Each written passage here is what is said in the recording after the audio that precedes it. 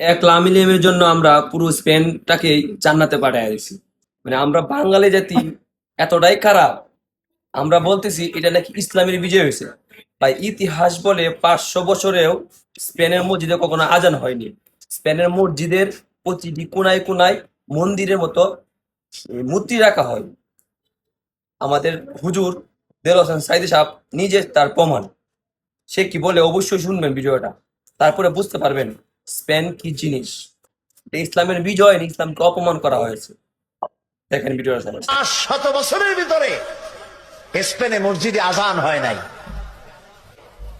আজকে বলতে খুব দুঃখ লাগে, ওরা দাবি করে ওরা নাকি ওয়েস্টার্ন সিভিলাইজেশন, ওরা পাশ্চাত্য সভ্যতার দাবিদার। মসজিদের মিনারের প্রত্যেকটা ক্ষোভে এক একটা মূর্তি দাঁড়ায় আছে। মসজিদের ভেতরে ঢুকলাম, মসজিদের ভেতরে মূর্তি দিয়ে ভরা, জুতা পায়ে দিয়ে অর্ধলঙ্গ নারী পুরুষ মসজিদের মধ্যে ঢুকতেছে। বুক ফেটে শুধু কান্নাই আসতে লাগলো। এইখানে আমার সাথীদের একজন নামাজ পড়তে চাইলো, 2 রাকাত নামাজ পড়বে। এক পুলিশ এসে বলল, ভুলে যাও, এটা তোমাদের একদিন মসজিদ ছিল, এটা এখন মসজিদ না, এটা গির্জা, সেজদা দিতে দেব না।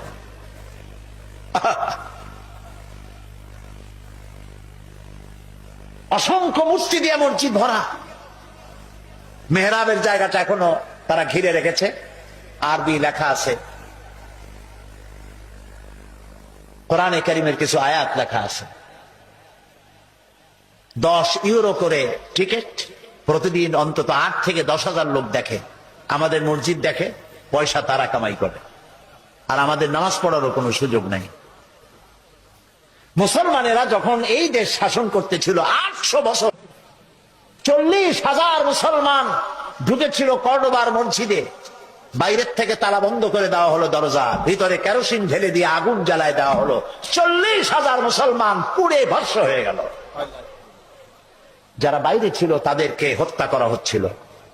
পাশেই একটা ছোট্ট নদী, নদীর পাশে গিয়ে দাঁড়ালাম, আমার বুক ফেটে কান্না আসতে লাগলো।